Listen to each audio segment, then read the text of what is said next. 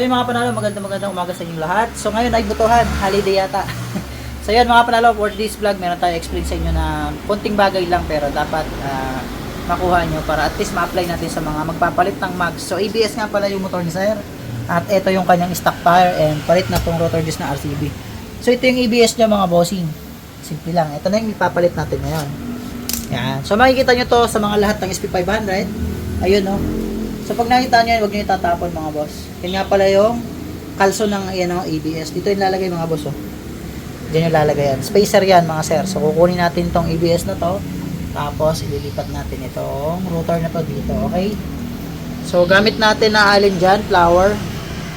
Ang size niya is T25. Okay. T25. So yun mga master, lipat na natin. Ito yung kailangan natin. Ito yung trabaho ng mga washer natin. Yung maliliit yan. So, kalso yan dito. So, 4 yan. Ang kailangan lang natin kunin ay yung 3 na medyo maliliit. Yung maliliit lang na yun. Nagtalbuga na. Ito lang kailangan natin mga boss. So, dito na tayo. Bago nyo kalisin ay siyempre pukpukin natin ng kaunti para magising-gising sa katotohanan. Mamagastos ang kanyang motor. So, nagtatanong pala ng Asio Mags kung pwede sa ABS. Pwede po, basta yung gagawa lang ay marunong. So sa amin naman po, hindi kami naggagawa nun. Dahil hindi pa tayo nakapaggawa ng Asio Mags na nilagay dun sa ABS na motor. So kailangan merong magmamachine shop nung lagayan ng rotor disc na to ng ABS. So hindi po kami nagkakabit na mga master. So may dala kayong Asio Mags, papunta kayo sa shop at ABS ang kakabitan, huwag nyo na pong sabukan. Hindi po yan mapapalagay. Pati ang loob nyo, di mapapalagay. So ito na ang trabaho nito mga master. Kung mapapansin nyo, lubog siya ano. So ngayon paangatin natin yan. Ayan o, kita nyo yan mga boss. So masapaw sila dito. So hindi pwedeng pag naglagay tayo nito ay dire-diretso lang. May conversion po yun konti. Ano yung conversion? Ito po. Isa lang nyo po yung 3 washer na yan. Huwag nyo po ide-diretso yan. Yan. Tapos lagay na natin to mga master. O, diba? Yan yung trabaho ng spacer, mga bossing. O, sakto po yung tornilyo na yan. Bit pa rin siya, mga boss. Yan. Yan yung trabaho ng washer na makukuha nyo dun sa pagbukas nyo ng box ng RCB na SP500, makikita nyo agad yan nakadikit sa tape. So, yun yung trabaho nun. So, yung mga nakalimot magkabit, hanapin nyo po yung washer na yan. Kung wala namang washer, bili po kayo ng tinatawag natin na copper washer. Kasi ito pong sensor na to ay meron siyang pwestong maayos. Ano? So, pag hindi nyo na ibalik sa tamang pwesto to, ang mangyayari, magmamalfunction po yung ABS. Ano po bang mangyayari pag malfunction ng ABS?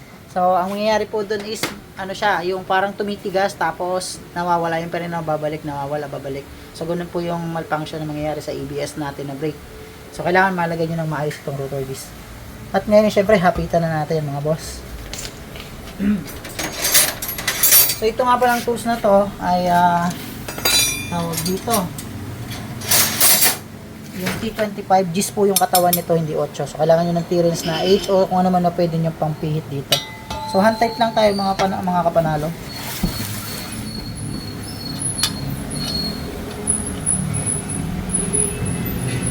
Yan.